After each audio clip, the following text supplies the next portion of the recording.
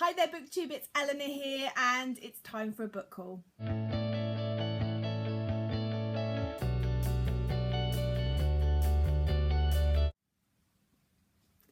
So in today's video I've got a lot of books to get through. Some of these were sent to me by lovely friends, a couple of these are from a book subscription box that I subscribe to, and some I have bought myself, and some have come from publishers. So let's get into it so we can get through them all. The first one was sent to me from Willoughby Book Club, my book club subscription, and this month they have sent me The Enchantment Emporium by Tanya Huff. This just looks really exciting. It says Alicia Gale is 24, unemployed and tired of her father meddling in her family, meddling in her life, personally and magically. You've got me already. So when a letter arrives from her missing grandmother bequeathing her a junk shop on the other side of Canada, Ali jumps at the chance to escape. But she arrives at the Enchantment Emporium to find trouble brewing, with dragons circling the town and a sorcerer wreaking havoc. Even calling in her family may not save the day. That sounds right up my street, so I'm really excited about that one. The next 4 books were sent to me by the lovely Jen Campbell. She was having a bit of a clear out, and on our little group she asked if anyone was interested, and there was some gems in there that I was really excited to try, and she so kindly sent them to me, and yes, I love her to bits, so thank you very much, Jen. And you all know Jen Campbell's channel anyway, but if you don't, you should subscribe. So she sent me The Lover's Dictionary by David Levithan, a story in 185 definitions, and I think this just sounds brilliant. It's a dictionary, so we go from A to Z, or A to Z, and it's the story of a relationship between 2 people but told through these definitions. So I'm just opening on a random page and it says blemish, and it will be either, you know, a paragraph or a section or something to do with their relationship and their love affair. And I've heard that it is really cleverly written, very interesting, and you sort of piece the story together as you go through, because it's not told chronologically. Obviously it's told in the dictionary definitions, so I'm really excited to try this one out. The next book just sounds really different and not something I would have necessarily picked up myself, but something I'm thinking I might enjoy. It's called The Uninvited by Gelling Yang. It's set in Beijing. It's the story of a man, and he is married with a wife, and he is just sort of a general worker, and he finds that if he poses as a journalist, he can get into corporate events and eat really nice food. He's a bit of a foodie, and then he overhears something at one of these events which could lead to some sort of political scandal, and I think it goes from there. And the blurb says a delicious story of mistaken identity, and I just think this sounds really intriguing, and I love any book that's got food in it, so yeah, I thought this one sounded really good. Next is a book which I was really excited about. I have just read Jane Eyre, as most of you know if you've been watching this channel, and I'm working my way through lots of classics at the moment, and Jen was giving away the Tenant and Wildfell haul by one of the other Bronte sisters, Anne Bronte, and I have heard that it is brilliant, and so I wanted to give it a go. It's in a beautiful Penguin English Library edition, and I can't wait to try it out and see what I think. Next up is a book I'd heard a bit about and something that I was really intrigued by. It's called Adventures in Stationery, A Journey Through Your Pencil Case by James Ward. This is a non-fiction book, and it looks at inventions and different things that have led to inventions and different pieces of stationery being created, and rivalries and companies, and I just think it's got such a beautiful cover, and I just think it sounds like a really interesting idea. I love these non-fiction books that are coming out which take you through the history of something in quirky and interesting ways, and so I can't wait to dive into this one and see what I think. The next book I was sent by the lovely people at Little Brown, so full disclosure, this was sent to me for review, which I haven't read yet, but I will definitely be getting to it soon, because I was really anticipating this one, and it is On the Other Side by Carrie Hope Fletcher. If you ask my husband, he will tell you that I am slightly obsessed with Carrie and G and Tom's channels. They don't live very far from me, so whenever I look at their videos I always know half the places they go to. I just think they all seem lovely, and I love Giovanna Fletcher's books, and I was so excited when Carrie decided to write a fiction book, and listening to her talk about it on her channel as it progressed, I was just really excited to give it a go. And I was really lucky to meet Carrie at a event last year, very briefly before she went on to give a talk, and she's such a lovely lady, and so I'm really excited about this, and I've already been hearing really good buzz about it. Right, the rest of the books I think are all ones that I've bought for myself. So, as usual, I've overbought, but we won't talk about that. The first one I picked up is called Rosehead, a novel by Xena Angst. I thought this looks beautiful. I saw it on somebody else's channel and I thought this cover looks weird. I bet this is a really good book. It says, misunderstood and overprescribed 12-year-old Lilith Bloom finds the prospect of a grand family reunion decidedly dull. That is, until she discovers that the rose garden surrounding her grandfather's Berlin mansion is, well, completely and utterly carnivorous. Armed with Panther, her talking pet Whippet, and the help of the mute boy next door, Lilith must unravel the secrets behind the mysterious estate, all while her family remains gloriously unaware that they are about to be devoured. I think that just sounds hilarious and brilliant, and I can't wait to get stuck in. The next book does not need any description or discussion. It is a book that everyone and their wife and dog and cat have read, and lots of people are saying how good it is. It has just won the Man Booker Prize 2016, the International Man Booker Prize, and that is The Vegetarian by Han Kang. And it's a relatively short book. It's only a couple of 100 pages, but I'm really excited to try it out.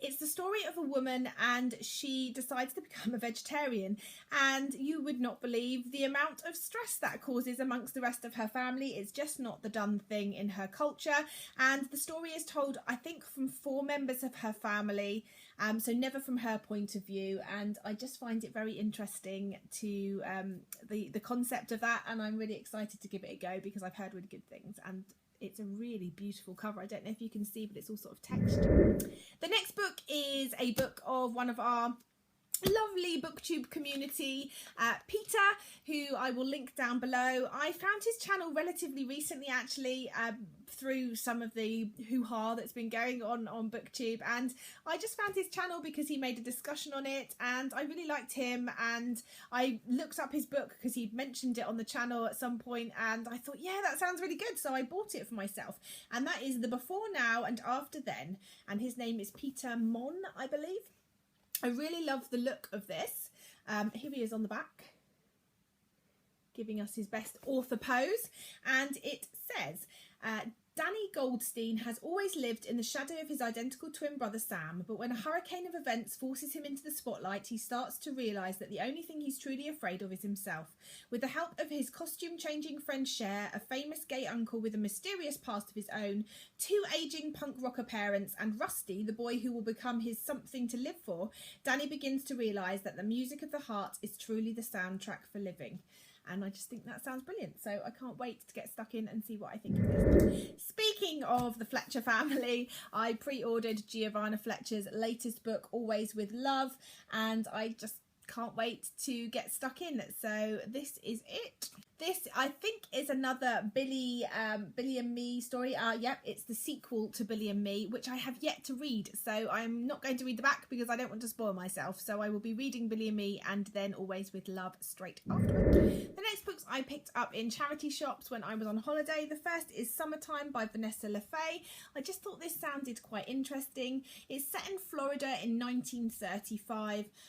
Everyone is preparing for a barbecue for the 4th of July, and it's about the Kincaid family and their maid, and a white woman is found brutally beaten to death, and it follows the situation that follows that, and I just thought it sounded really interesting.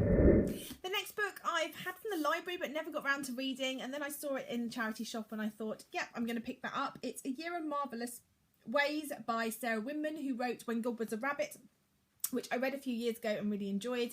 This is the story of an 89-year-old woman who's sitting by a creek in Cornwall, and a young soldier washes up there, and it's their stories, I believe, and I love the cover.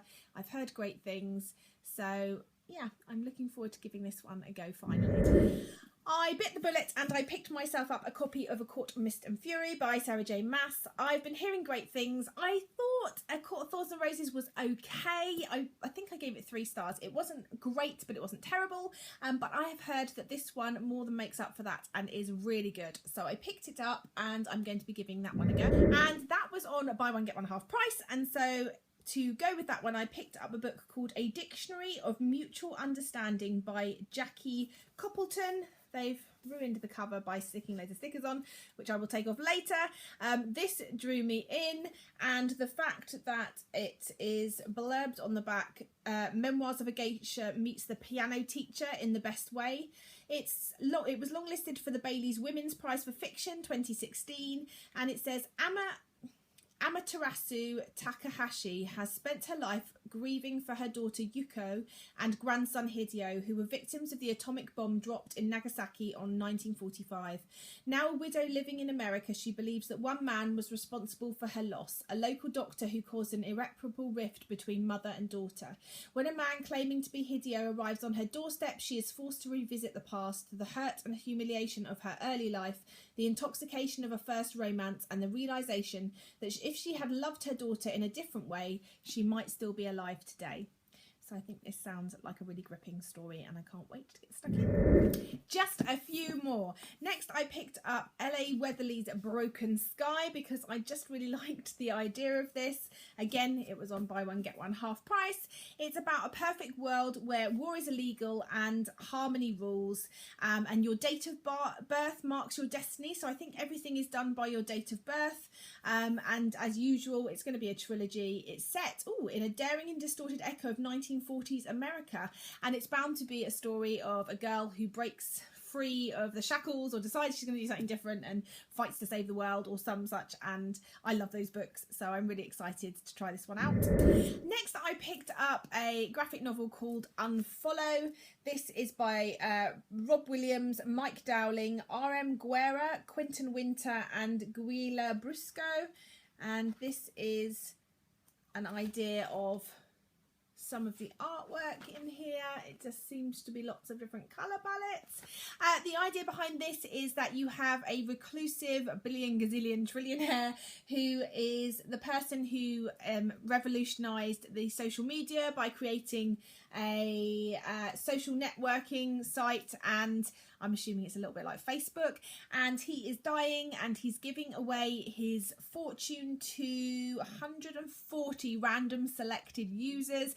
They are selected and spirited away to an island, and the amount of money is distributed evenly amongst all of them. However, if any of them die, then their share then gets redistributed amongst the remaining people, and so as you can imagine, there's bound to be people that will kill for money, and so I'm excited to see how this one pans out. It sounds a little bit Battle Royale, a little bit Survivor, I don't know, it just sounds really fun, so I'm really excited to give this one a go. And the final 2 books. The first is Beauty is a Wound by Eka Kurniawan, I believe. This is such a beautiful cover, and this one says, one storm-swept afternoon after 21 years of being dead, the beautiful Indonesian prostitute Dewi Ayu rises from her grave to avenge a cursed placed on her family. Amidst the orange groves and starfruit trees, her children and grandchildren have been living out lives of violence, incest, murder, madness and heartbreak. They are creatures of breathtaking beauty, all but one of them whose ugliness is unparalleled, and beauty is her name. Set in the mythical Indonesian town of Hilamunda, Beauty is a Wound is a bawdy epic tale of fearsome women and weak-willed men, communist ghosts and vengeful spirits, chaste princesses and ruthless bandits. It's also a satirical portrait of Indonesia's painful past, journeying through almost a century of brutality, from Dutch colonialism and Japanese occupation to revolution, independence and dictatorship. Weaving together history with local legend, Eka Kurniawan spins a fantastical masterpiece in which darkness and light dance hand in hand, and I just thought it just sounded brilliant, and I love the cover and I love the idea of the story, and it sounds really magical, so I can't wait to try this one. And then the final one was another charity shop purchase, which I bought solely on the synopsis because the front is all right. It's called Bareback by Kit Whitfield. When I saw that, I thought, this may not be the book for me, but we'll see. And so I reserved judgment until I read the inside, and it was really interesting. So basically, it explains that if you're born feet first, life is normal, civil rights are enshrined in law, the world is a comfortable place, and every full moon night you lock yourself in a secure room to fur up in peace. But for those born head first, the damage done is more than just physical, for a non-locked in his or her human skin is first and foremost a conscript drafted at 18 into DORLA, the Department for the Ongoing Regulation of Lycanthropic Activity. For a DORLA agent insultingly referred to as a bareback, full moon creates a battle zone where they patrol the silent night in search of citizen breaking curfew.